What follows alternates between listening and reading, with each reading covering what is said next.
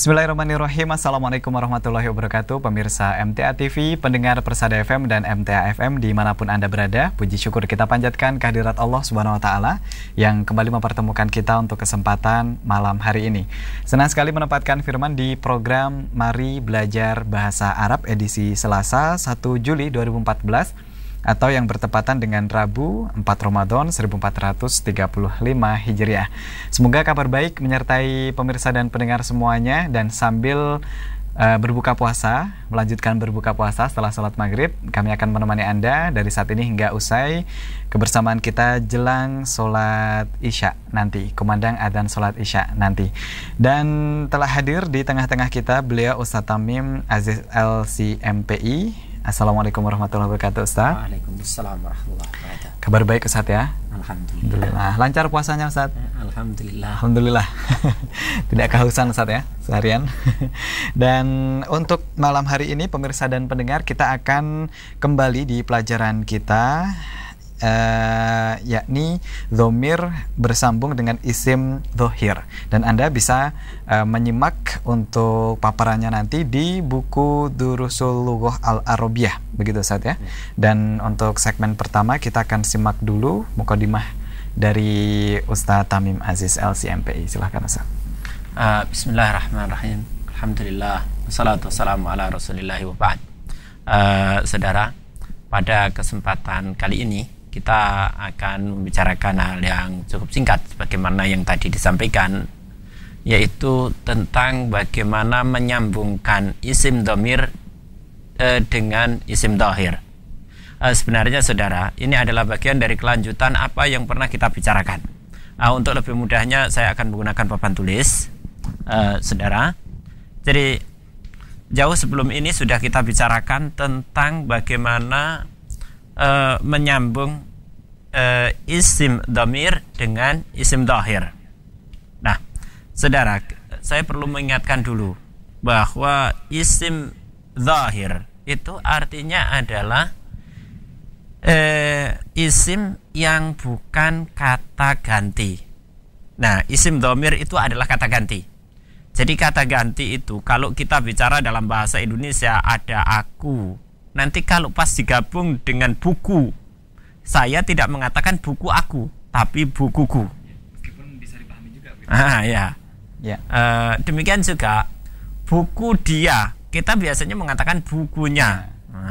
Inilah cara menggabungnya. Nah, saudara, jadi buku itu adalah isim dhahir, sementara kata ganti adalah isim dhamir. Dari pemahaman ini, sekali lagi saya ingin menegaskan bahwa yang saya maksudkan dengan isim dhahir adalah bukan kata ganti. Ya, baiklah, kita perhatikan. Pada kesempatan kali ini, kita hanya akan membicarakan tentang isim dhamir nahnu dan antum.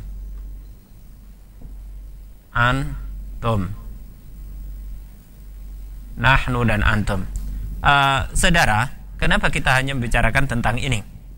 Ini dikarenakan dalam beberapa pertemuan sebelumnya kita sudah membicarakan bagaimana kalau dhamirnya itu adalah saya, ana, dan kemudian anta,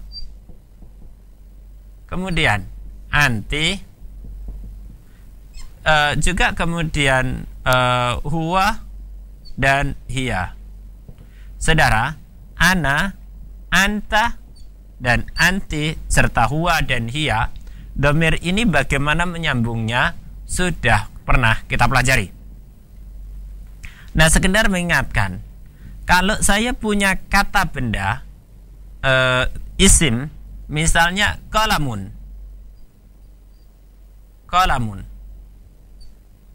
maka ketika saya mengatakan pena saya akan mengatakan qalami. Saya tidak mengatakan qalamun ana, tapi qalami. Secara teori saudara, tinggal menambahi dengan huruf ya yang disukun, qalami. Demikian juga kita sudah pernah bicara tentang anta. Jadi kalau saya ingin mengatakan pena kamu, saya tidak mengatakan kolamun anta, tapi kolamuka. Dan untuk anti, saya tidak mengatakan kolamun anti, tapi kolamuki. Kemudian untuk huwa, saya tidak mengatakan kolamun huwa, tapi kolamuhu. Dan kemudian untuk hiya, saya tidak mengatakan kolamun hiya, tapi kolamuha.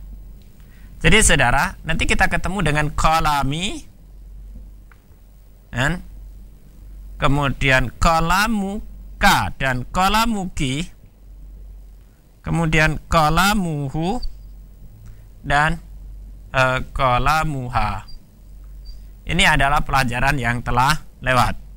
Dan hari ini saudara, kita akan bicarakan bagaimana kita menggabungkan dhamir ini, nahnu dan antum, untuk isim dhahir.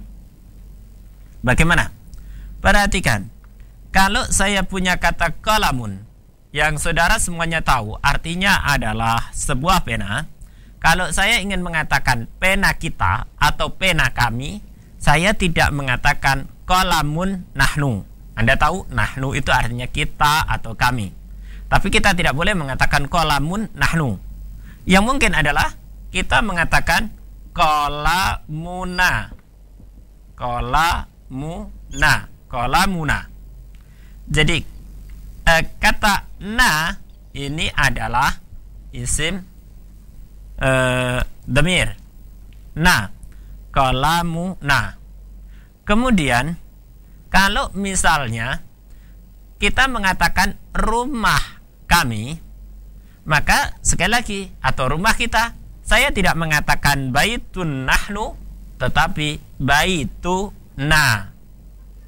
Kalau kita mengatakan masjid kita atau masjid kami, kita tidak mengatakan masjidun nahnu, tetapi kita mengatakan masjiduna. Jadi sebenarnya kata na ini artinya adalah kami atau kita.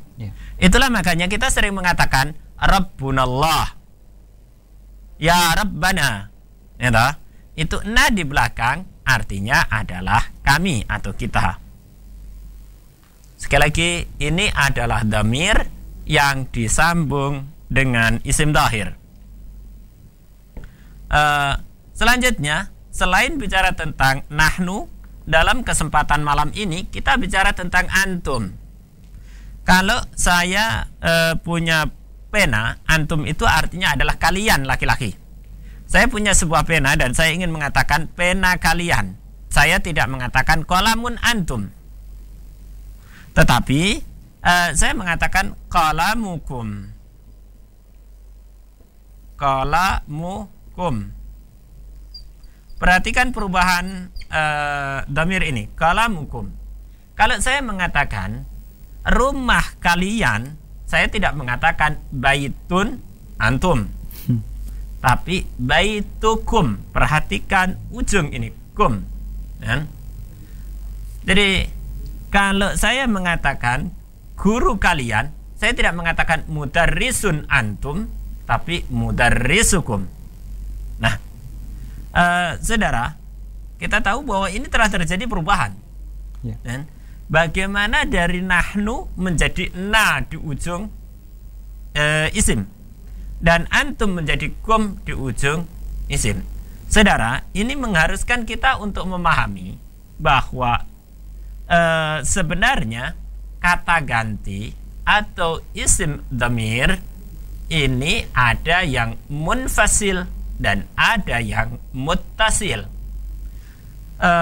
Pemahaman ini saudara, saya menuliskan di sini, perhatikan. Jadi isim itu ada yang munfasil dan ada yang muttasil. Isim dhamir, ya, ada yang munfasil dan ada yang muttasil. Saudara, kita mengenal munfasil, yaitu kata ganti yang berdiri sendiri. Dan kata ganti yang berdiri sendiri, dan kita mengenalnya dengan huwa, huma, hum, sampai ana dan nahnu. Ya, jumlah totalnya ada 14. Tetapi ketika dia bersambung, saudara, ternyata dia berubah. Ini namanya dhamir muttasil, yaitu kata ganti yang bersambung dengan yang lainnya. Jadi dia tidak bisa berdiri sendiri. Na gitu nggak bisa, kum nggak bisa. Dan dalam kesempatan yang akan datang, kita akan bicara juga muttasil, tapi bukan dengan isim, tapi dengan fi'il. Dan kali ini, saudara, kita bicara dengan isim. Sekali lagi, kalau saya punya rumah dan saya mengatakan rumah kami atau rumah kita, saya tidak mengatakan baitun nahnu, tapi kita mengatakan baituna. Demikian juga kalau kita punya rumah, saya katakan ini rumah Anda semuanya. Saya tidak akan mengatakan baitun antum, tetapi kita mengatakan baitukum. Saya pikir itu, saudara, sekedar mukadimah dari saya tentang bagaimana menyambung isim dhamir pada isim dhahir. Wallahu a'lam. Ya, terima kasih Ustadz untuk mukadimahnya. Dan kalau pemirsa dan pendengar ingin mencoba, di bukunya halaman berapa ini Ustadz? Halaman 85. Halaman 85. Baik. Dan untuk Anda pemirsa dan pendengar yang akan mencoba, silahkan dibuka halaman ke-85. Atau jika Anda ingin menanyakan kaitannya dengan bahasa Arab, ya, ini pun juga bisa. Jadi jangan hanya terpaku pada bukunya, karena ini sekali lagi pendengarnya heterogen begitu saja. Mungkin akan bertanya berbagai hal yang berkaitan dengan bahasa Arab, struktur gramatikal dan lain sebagainya juga boleh begitu saja. Sebelum ke yang fokus di bukunya begitu Ustadz, ini ada pertanyaan dari Mas Faiz. Ustadz, bagaimanakah bahasa Arabnya kalimat yang majhulnya mereka dilihat dan mereka diperlihatkan begitu Ustadz? Kira-kira bagaimana? Mereka dilihat dan mereka diperlihatkan begitu. Ya. Mas Faiz, Ustaz. Jadi mereka dilihat dan mereka diperlihatkan. Betul. Kita gunakan papan tulis. Baik, Ustaz.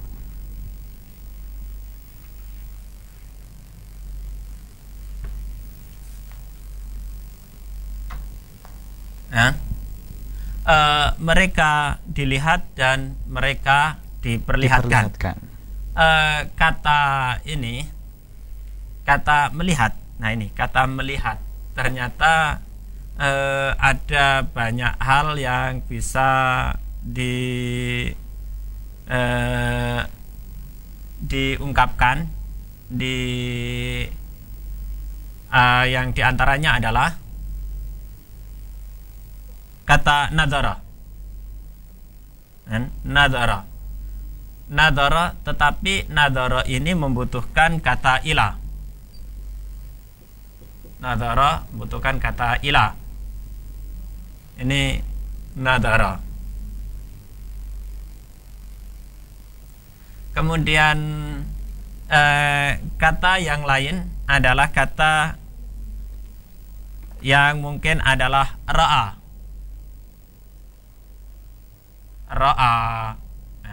Ra'a. Kemudian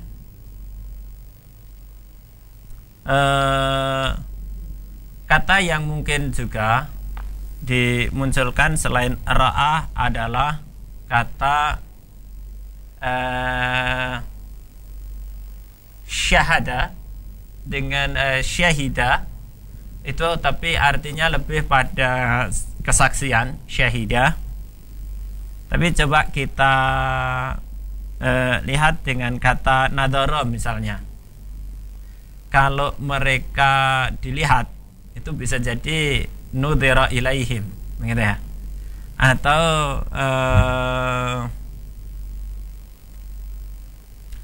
mereka, kalau mereka melihat, kita tahu kalau mereka melihat, ya, maka ra'au. Saudara, yang penting untuk difahami adalah bagaimana kita merubah dari kata dilihat, dari kata melihat menjadi dilihat, dari kata melihat menjadi dilihat.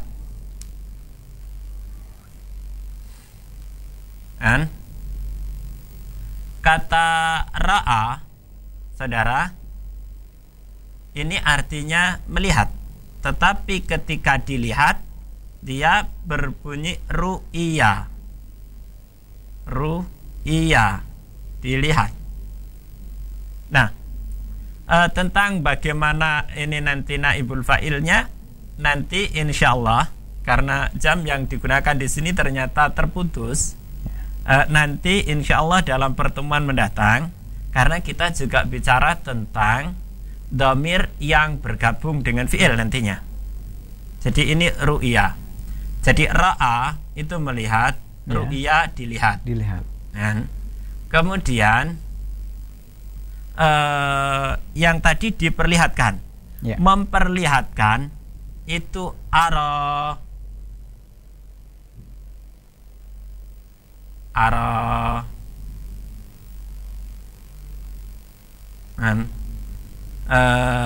Jadi ra'a, ya. Jadi kalimat ini jadi kalau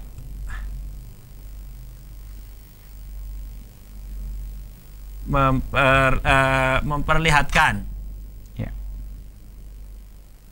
jadi memperlihatkan itu ara. Jadi ra'a sekarang ara. Kemudian diperlihatkan menjadi uriya. Perhatikan saudara. Kemudian tentang bagaimana kita menyambung dengan pelakunya, nanti insya Allah kita akan masuk di bab bagaimana bicara tentang bagaimana menyambung isim dhamir dengan fi'il. Wallahu a'lam. Baik, terima kasih Ustadz untuk jawabannya. Dan sekali lagi untuk pemirsa dan pendengar, ini untuk jawabannya memang secara umum dulu begitu Ustadz ya, secara umum karena keterbatasan waktu yang pertama. Terus yang kedua, untuk pendengar dan pemirsa yang akan bertanya lebih detail nanti bisa bergabung lagi baik di line phone ataupun di SMS. Dan apakah ada yang bergabung di line phone sebelum kami bacakan lagi yang ada di SMS? Belum ada Ustadz, dan ini kami bacakan kembali di SMS yang sudah bergabung. Ustadz, bagaimanakah bahasa Arabnya ketika kami ada kalimat kami belajar seni lukis? Begitu Ustadz, kami belajar seni lukis. Seni lukis. Ya. Saudara, kata yang sering digunakan untuk kata ini, kata seni, itu kata fun. Ya. Mohon maaf, ini bukan bahasa Inggris. Fun. Bukan senang. Fun itu seni. Ya. Kata ini fun dengan tasdid. Kemudian kata belajar,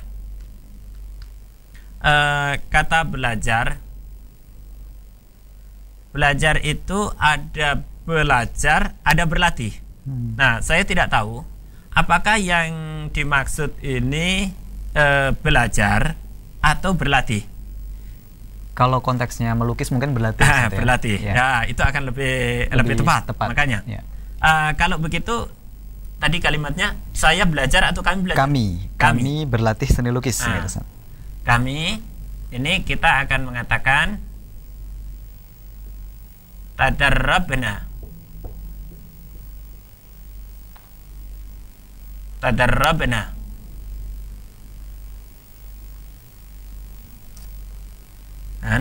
Tadarrabna, tadarraba ya tadarrabu. Jadi tadarrabna. Kemudian melukis itu adalah dari kata rasm, sebenarnya tulisan, tapi begitu dipakai untuk menggambar juga ar-rasm. Ya. Ar-rasm. Jadi tadarrabna ala fannir rasm atau tadarrabna fannar rasm.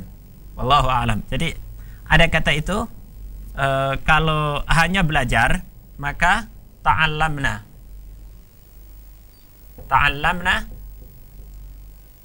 fannar rasm, fanna ar-rasm.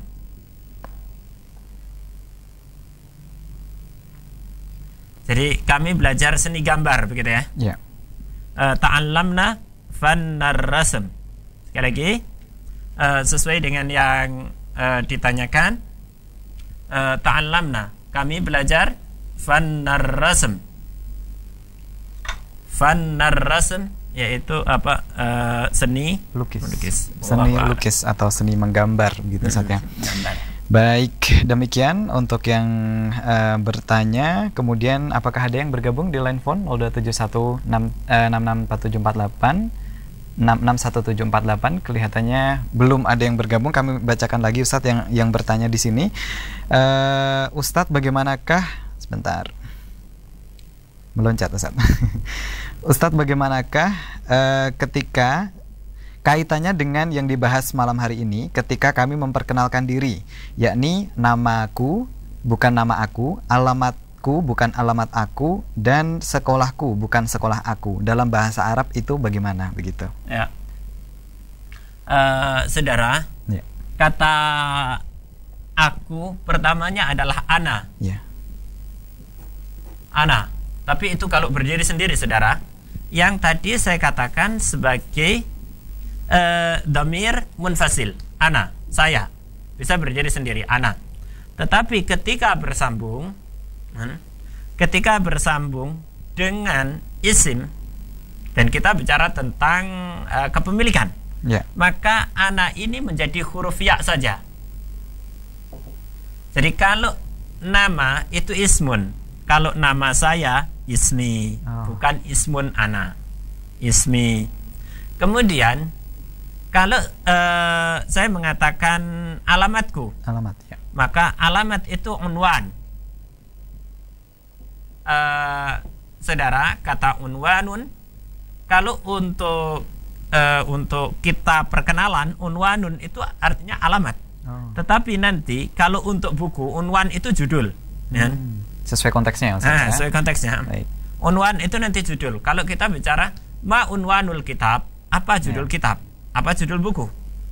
Tapi kalau pertanyaannya ma unwanuka, itu nanti apa alamat kamu, bukan di mana alamat kamu. Ya. Kemudian unwan, kata unwan ini kalau alamat saya, maka bukan unwanun ana, tapi unwani. Unwani, tinggal nambahi dengan ya. Jadi ana berubah menjadi ya.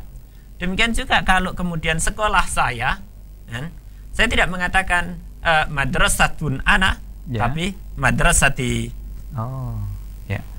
Mungkin sedikit ini saat ada namanya, ada alamatnya, mungkin ada sekolahnya begitu, biar pendengar dan pemirsa ini. Misalnya saya mengatakan nama saya Tamim, saya akan mengatakan ismi Tamim.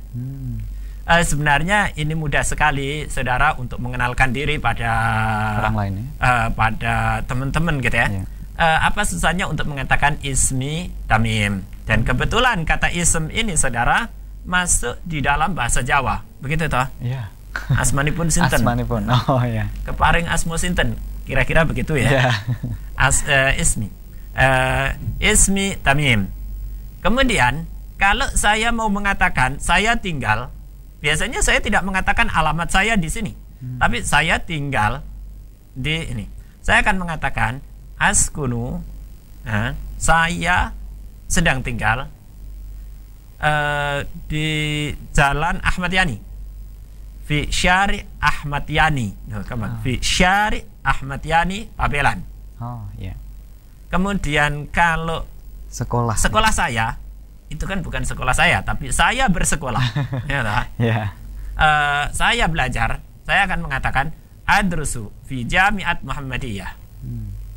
Saya belajar di Universitas Muhammadiyah. Ya, wallahu a'lam. Baik. Ya, terima kasih. Dan demikian untuk yang bertanya, dan Anda bisa kembali bergabung di SMS kami 081393809000, dan Anda bisa bergabung juga di line phone kami 0271661749. Karena hari ini hanya satu sesi begitu saja untuk bulan Ramadan. Jadi untuk pemirsa dan pendengar bisa memanfaatkan waktu seoptimal mungkin untuk menanyakan hal-hal yang kira-kira akan disampaikan kepada Ustadz Tamim Aziz LC MPI tentunya. Dan apakah ada yang bergabung di line phone? kelihatannya belum. Kita berikan kesempatan yang di SMS saja begitu Ustaz ya, yang sudah bertanya di sini. Ya, kami baca kembali pertanyaan berikutnya. Ya, Ustadz, bagaimanakah ketika kami ingin memperkenalkan diri ke orang yang bahasa Arabnya sudah fasih, takutnya tidak sesuai dengan strukturnya begitu Ustadz. Apakah ini juga sering terjadi begitu? Mungkin yang dimaksud kadang kalau dalam bahasa Indonesia seperti ini, dalam bahasa Arab akan ada sedikit pergeseran begitu Ustaz. Saudara, dalam konteks belajar, maka salah itu hal yang wajar. Jadi kalau kita takut salah, ya nggak usah belajar saja, namanya belajar. Yang perlu kita pahami, kita bukan orang Arab, sehingga kesalahan itu adalah satu hal yang wajar. Nah, kok bisa dibayangkan kita yang bukan Arab salah? Yang bisa jadi orang Arab saja kadang-kadang i'rabnya nanti bisa salah, gitu ya. Jadi untuk itu, maka kalau memang ingin mengenalkan, kemudian takut salah, ya nggak apa-apa lah. Sekarang mengenalkan yang mudah-mudah. Biasanya kan pertanyaannya hanya sekitar, saya akan bicara. Sebenarnya kalau kita mau belajar begini saja, dan dalam waktu 5 menit kita bisa mengenalkan, kita bisa kenalan dalam waktu 5 menit, saudara. Dalam waktu 5 menit kita akan kenalan nama kita siapa, bagaimana kondisi Anda, dan seterusnya. Ya, kalau yang pertama sekali kita mengatakan Assalamualaikum, saya pikir Anda bisa menjawab Waalaikumsalam. Itu bahasa Arab toh. Assalamualaikum, Waalaikumsalam. Anda bisa selesai. Universal sekali. Kemudian setelah itu saya akan bertanya, Mas Muka, siapa nama Anda? Dan Anda menjawab, Ismi Muhammad. Mas Muka, Ismi Muhammad. Coba bayangkan lagi saya mengatakan Assalamualaikum dan dijawab Waalaikumsalam. Mas Muka, Ismi Muhammad. Loh, selesai mengenalkan diri. Ya, aman. Yang kedua. Selesai toh? Yang ketiga, saya mau mengatakan bagaimana kondisi Anda? Kaifal hal? Kata hal itu hal masuk dalam bahasa Indonesia. Kaifal hal? Bagaimana kabar Anda? Kaifal hal? Anda akan mengatakan bi khairin, alhamdulillah. Kenapa kita harus menjawab pendek-pendek, saudara? Karena memang orang yang baru belajar bahasa itu nggak kepengen belajar panjang-panjang, malu atau susah ya. Bi khairin, alhamdulillah. Kaifal hal? Bi khairin, alhamdulillah. Baik. Ya dah. Ini berarti sudah selesai. Ya dah. Aman. Kemudian yang terakhir saya katakan ahlan wa sahlan. Anda juga bisa ahlan wa sahlan. Perhatikan sekali lagi, Assalamualaikum, Anda jawab Waalaikumsalam. Saya tanya, Mas Muka, Ismi Ahmad, Ismi Muhammad. Kaifal hal? Bi khairin, alhamdulillah. Jadi kemudian ahlan wa sahlan, Anda juga mengatakan yang sama, ahlan wa sahlan. Selesai. Baik, itu ternyata simpel saja. Baik, kemudian pertanyaan berikutnya Ustadz, dan ini sekaligus kelihatannya pertanyaan terakhir Ustadz, dalam konteks bahasa Arab ketika saya menyatakan baitun antum, rumah kamu begitu Ustadz ya, rumah kamu, yang betul tadi baitukum. Toh kalau saya mengatakan baitun antum juga mereka tahu. Nah, ini dalam bahasa Arab diperbolehkan atau benar atau tidak begitu katanya. Monggo Ustaz. Seperti hanya buku tadi saat ini buku aku. Toh orang Indonesia juga paham gitu. Bagaimana? Jadi dari struktur bahasa ini menjadi bahasa yang salah. Jadi bahasa salah. Dan nanti kalau bahasa salah, khawatirnya kita lama-kelamaan menggunakan bahasa ini salah, dan salah ini akan menjadi salah kaprah, dan akhirnya kita akan susah untuk merujuk pada referensi yang